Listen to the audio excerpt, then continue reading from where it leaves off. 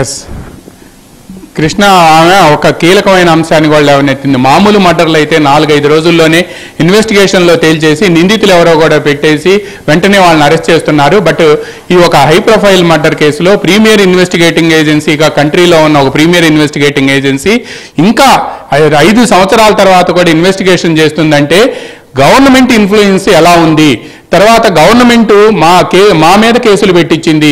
దీంతో పాటు ఎవరైతే సిబిఐ ఎస్పీ ఉన్నారో ఆయన మీద, రామ్ సింగ్ మీద కూడా కేసులు పెట్టించారు. కాబట్టి డెఫినెట్గా ఈ ఇన్వెస్టిగేషన్ ఏజెన్సీకి సంబంధించి కూడా వాళ్ళకి ప్రెజర్స్ ఉండొచ్చు. అంత మాత్రాన ప్రెజర్స్ ఉన్నంత మాత్రాన ఇలా చేస్తే ఆ ఇన్వెస్టిగేషన్ ఏజెన్సీకి క్రెడిబిలిటీ దెబ్బతింటది, సొసైటీకి మనం ఎటువంటి ఇండికేషన్ ఇచ్చినట్టు అవుతుంది అని కూడా ఆమె సునీత వ్యాఖ్యానించారు.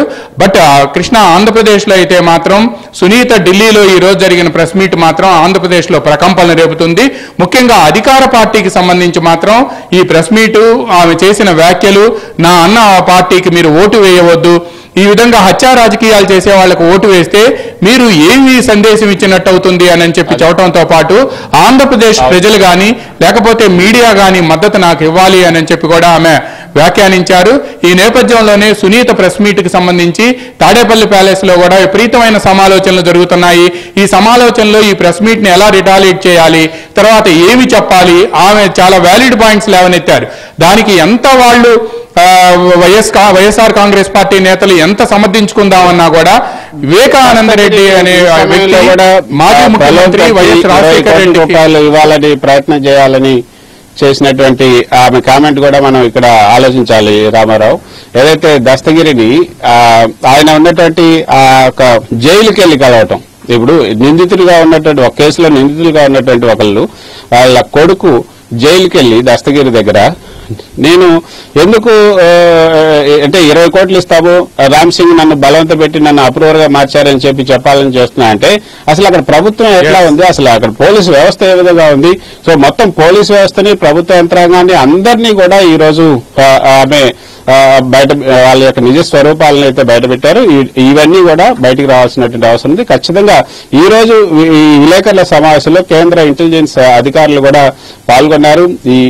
ఏం చెప్తున్నారు, ఎందుకు చెప్తున్నారు, ఈ విలేకరుల సమావేశంలో జరిగింది ఏంటి, ఇవన్నీ కూడా కేంద్ర ప్రభుత్వానికి, అటు సిబిఐకి, కేంద్ర హోంశాఖ కూడా ఐబీ అధికారులు తీసుకెళ్లే అవకాశం ఉంటుంది. కాబట్టి ఖచ్చితంగా దీని ప్రభావం రాబోయే రోజుల్లో మనకి తెలుస్తుందని అనుకోవచ్చు. Ramarao thank you Krishna. మనం చూస్తున్నాం ఆంధ్రప్రదేశ్లో మాత్రం వైఎస్ సునీతారెడ్డి ఏదైతే ఢిల్లీలో ప్రెస్ మీట్ లో చెప్పారో ఆ ప్రెస్ మీట్ లో చెప్పిన అంశాలుగా మొత్తం కూడా అధికార పార్టీతో పాటు సామాన్య ప్రజా బాహుళ్యంలో కూడా విస్తృతంగా వెళ్లాయి, సోషల్ మీడియాలో కూడా వైరల్ అవుతున్నాయి. ఇప్పుడు వైఎస్ఆర్ కాంగ్రెస్ పార్టీకి సంబంధించిన నేతలు దీనిపై ప్రెస్ మీట్ కూడా ఏర్పాటు చేస్తారు అని చెప్తున్నారు.